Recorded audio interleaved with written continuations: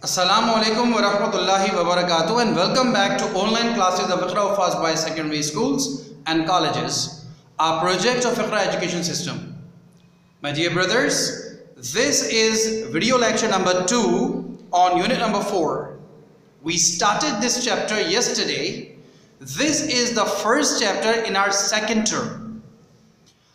And if you remember, I gave you 10 words with their English and Urdu meanings, and then I assigned you a homework of making a title page and making sentences of that 10 keywords from 1 to 10.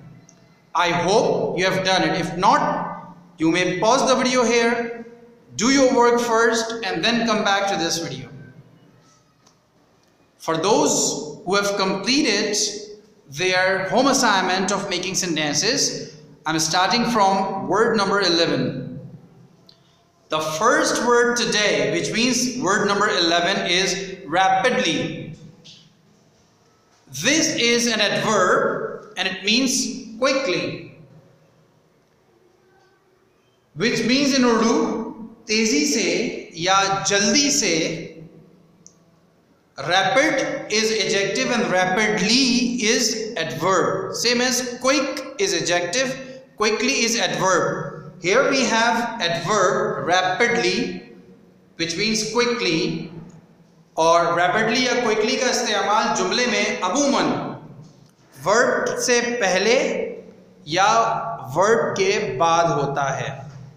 Main verb से पहले या main verb के बाद होता है.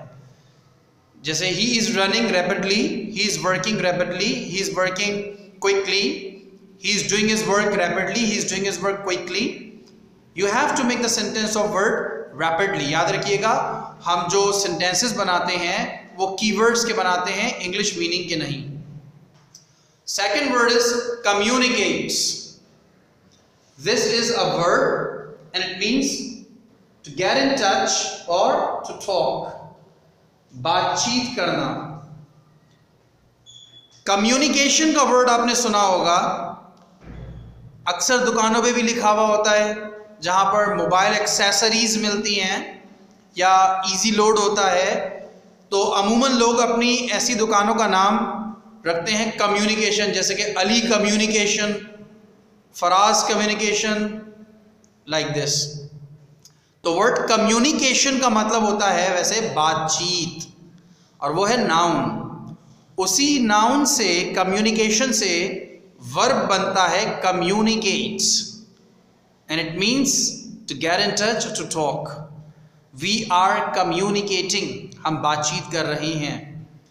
आई want to communicate with you, मैं तुम्हारे साथ बातचीत करना चाहता हूँ. It means I want to get in touch with you और I want to talk to you.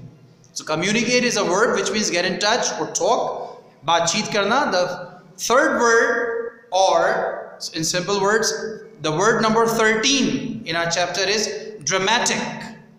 Dramatic is adjective and it means in English sudden and great. अचानक और शदीद. कोई भी काम अगर अचानक और शदीद हो, अचानक हो और वो बड़ा शदीद हो, मसलन the bus came to a dramatic halt. बस अचानक और शदीद झटके के साथ रुक गई. सिंपल वर्ड्स में the bus came to a dramatic stop. The bus came to a dramatic stop. या और भी सिंपल कर दें, the bus stopped with a dramatic jerk. अचानक और शदीद झटके से एकदम बस रुक गई. बस काफ़ी तेज़ स्पीड में जा रही थी, 70-80 की स्पीड पे, और माशाल्लाह हमारे बस ड्राइवर्स जो हैं कराची में, वो अमूमन बस को उड़ाते हैं, चलाते तो हैं नहीं, आप लोगों को पता ही है. तो वो 70-80 या 100 की स्पीड पे वो बस दौड़ा रहे होते हैं और अचानक कोई अगर सामने आ जाए तो वो बड़ा शदीद ब्रेक अप्लाई करते हैं. उस शदीद ब्रेक की वजह से क्या होता है, ड्रामेटिक जर्क आता है. जर्क कहते हैं झटके को, तो ड्रामेटिक जर्क आता है. ड्रामेटिक जर्क का मतलब सडन एंड ग्रेट जर्क, अचानक और शदीद झटका आता है. और अक्सर लोगों को इन बसों में इन झटकों की वजह से कमर की तकलीफ हो जाती है बेचारों को। कोई अगर हार्ट पेशेंट है तो उसकी हार्ट बीट फास्ट हो जाती है।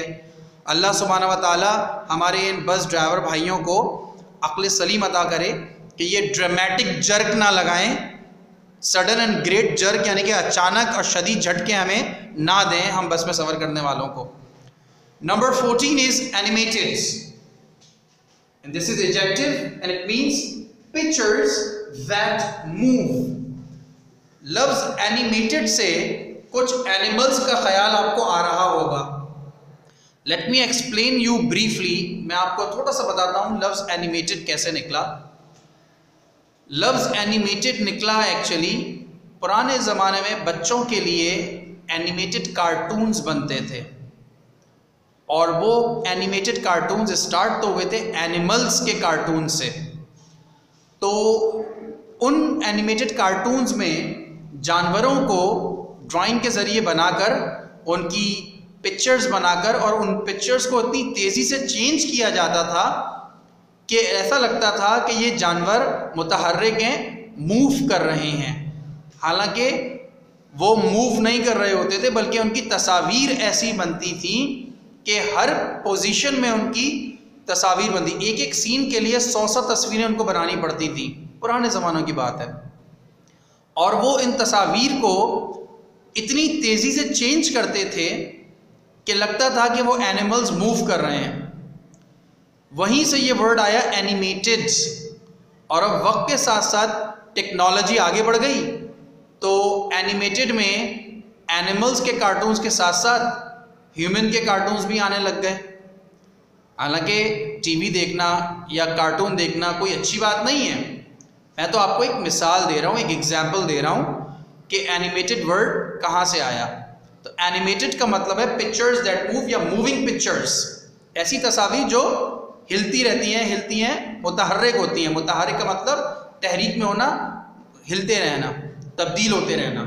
तो एनिमेटेड का मतलब है पिक्चर्स दैट मूव, मुतहर्रिक तस्वीर। The next word is, word number 15 is backbone. This is a noun and it means the most important parts. वैसे आपने लफ्ज बैकबोन सुना होगा कि हर ह्यूमन बीइंग में और हर वर्टिब्रा में, मेरे ख्याल में साइंस के टीचर्स इसको आपको ज़्यादा अच्छी तरह एक्सप्लेन कर सकते हैं कि ऐसे सारे जानवर जिनकी वर्टिब्रेट होती है उनको शायद वर्टिब्रा कहते हैं। ऐसा ही है ना भाई, माशाल्लाह क्लास 8 में बैठे हुए, आपने साइंस में ये पढ़ा होगा। वर्टिब्रा कहते हैं वो ऐसे जानवर जिनकी वर्टिब्रेट होती है, यानी कि बैकबोन होती है। और रेप्टाइल्स में अमूमन वर्टिब्रा नहीं होती, वर्टिब्रेट नहीं होती, बैकबोन नहीं होती, इसलिए वो रेंगते हैं। और इसी बैकबोन की वजह से, वर्टिब्रेट की वजह से हम इंसान भी खड़े हो जाते हैं, बैठ जाते हैं, हमारी बॉडी स्ट्रेट रहती है। खुदा न खास्ता अल्लाह ना करे कि अगर हमारी बैकबोन को कोई ज़ख़म आ जाए, कोई इंजरी आ जाए, हमारी बैकबोन का कोई मोहरा जो है वो खुदा न खास्ता हिल जाए, तो आप देखते हैं कि लोगों के पोस्चर, सिटिंग या स्टैंडिंग स्टाइल चेंज होते हैं, वो झुक जाते हैं, तकलीफ बहुत होती है। तो बैकबोन तो हमारे जिस्म का एक इंटेग्रल पार्ट है, एक इंतहाई अहम हिस्सा है ना। और इस बैकबोन के ज़रिए हम बहुत सारे काम अपने रोज़मर्रा के करते हैं। अगर ये बैकबोन हमारी सही ना हो तो हम अपना चलना फिरना, उठना बैठना, करवट लेके लेटना, हम ये सब कुछ नहीं कर सकते। तो एक मीनिंग तो है बैकबोन की, रीढ़ की हड्डी।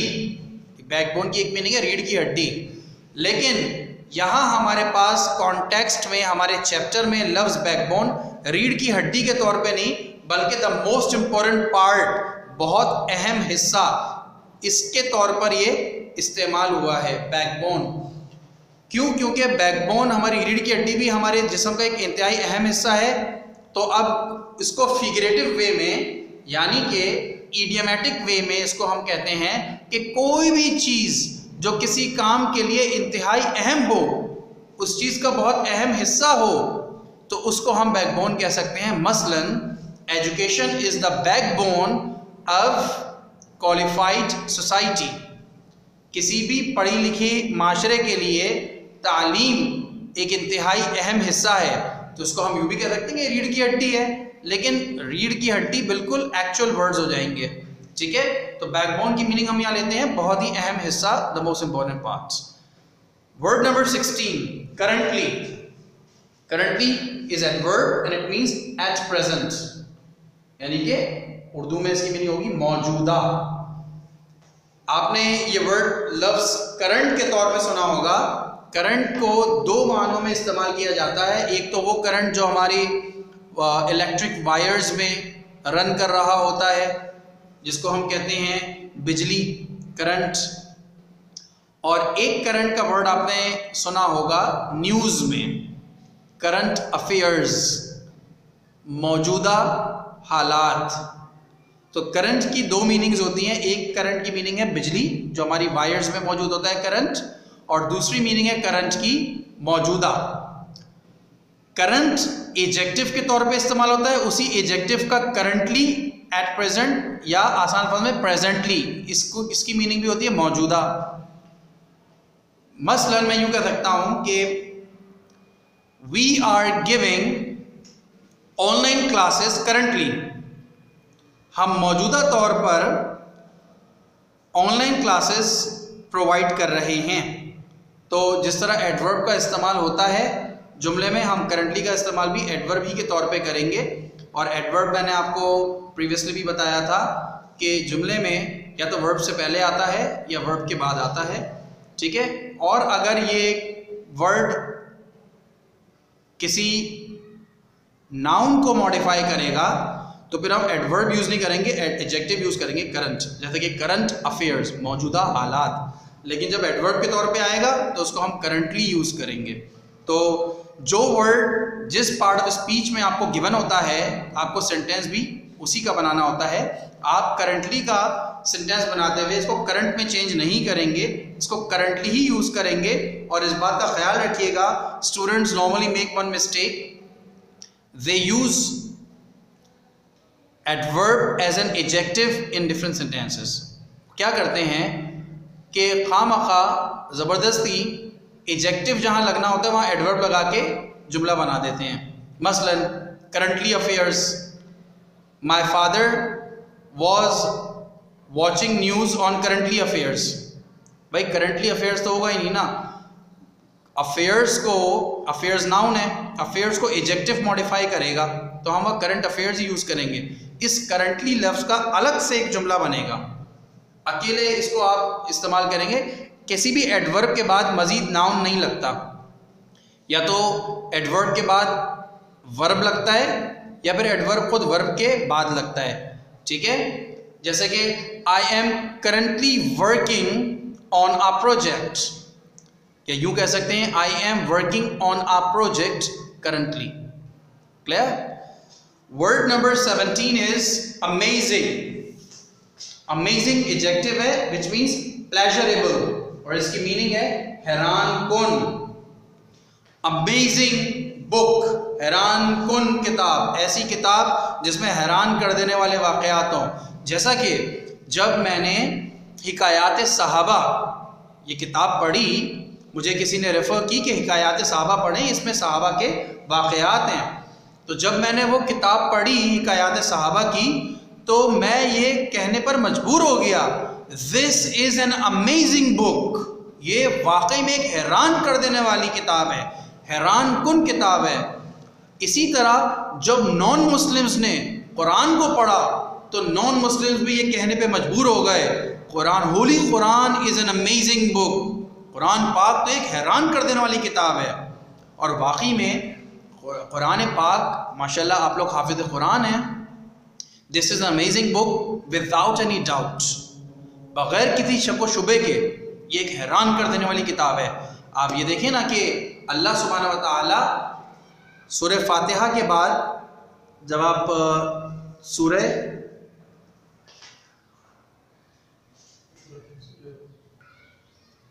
बकरा जब आप पढ़ते हैं तो उसमें है अऊज़ु बिल्लाहि मिनश शैतानिर रजीम बिस्मिल्लाहिर्रहमानिर्रहीम अलिफ लाम मीम ज़ालिकल किताबु ला रैब फीह। बेशक ये किताब बग़ैर किसी गलती के, I am translating it in my own sentences, may Allah forgive me for that. मैं अपने अल्फाज में आपको उर्दू मीनिंग बता रहा हूँ कि ये किताब ऐसी किताब है जिसमें कोई गलती है ही नहीं, ला रैब फी, कोई गलती है ही नहीं। तो है या नहीं है हैरानकुन किताब। अब देखें 30 पार्ट्स है, 30 सिपारे हैं इस कुरान में, और 30 सिपारों में भी कितने सारे अल्फाज हैं, 6666 अल्फाज हैं कुरान में।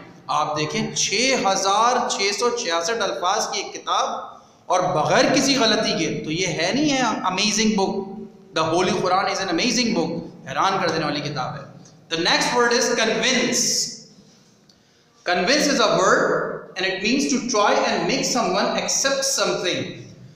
किसी को किसी बात पर माइल या फाइल करना कन्विंस कहलाता है। मैं अपने अब्बू को माइल या फाइल कर लूंगा, आई विल कन्विंस माई फादर।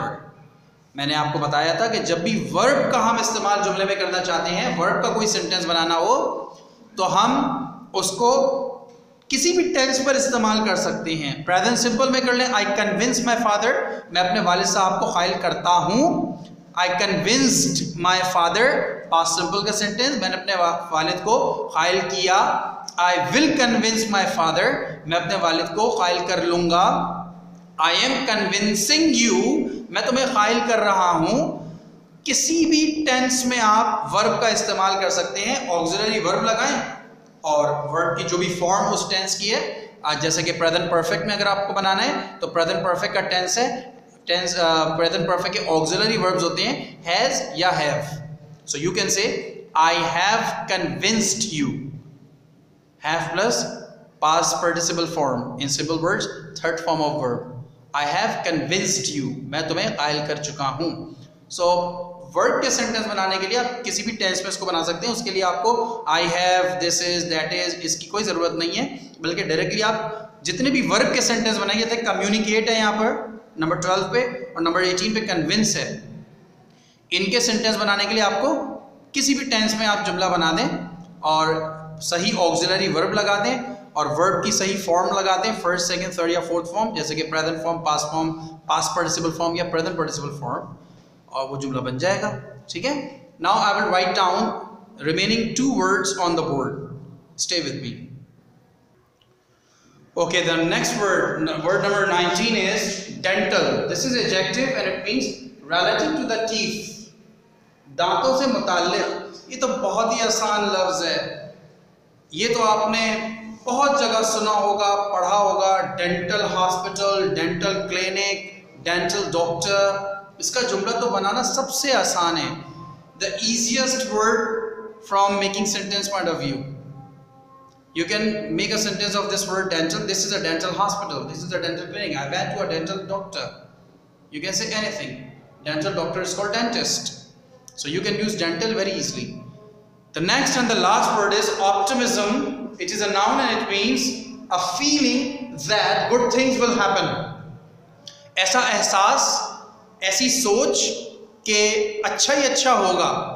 वैसे इसको हम पुरउम्मीदी भी कह सकते हैं, लेकिन एक्चुअल वर्ड है कुछ फहमी, यानी कि ऐसी सोच जो अच्छी हो, तो खुश फहमी या पुरउम्मीदी। These are the remaining 10 words. You have to copy them down in your copies and I'm giving you homework right on the board there. Okay my brothers, this is your home assignment. Make sentences.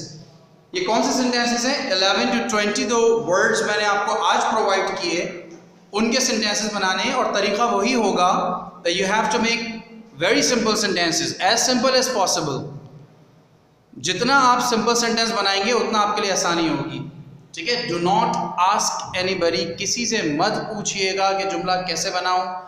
What I am telling you is to make simple sentences. I am telling you to make very simple sentences and it's very easy. आप लोगों के लिए बहुत आसान होगा जुमलों को बनाना अगर आप मेरी इंस्ट्रक्शंस पे अमल करें।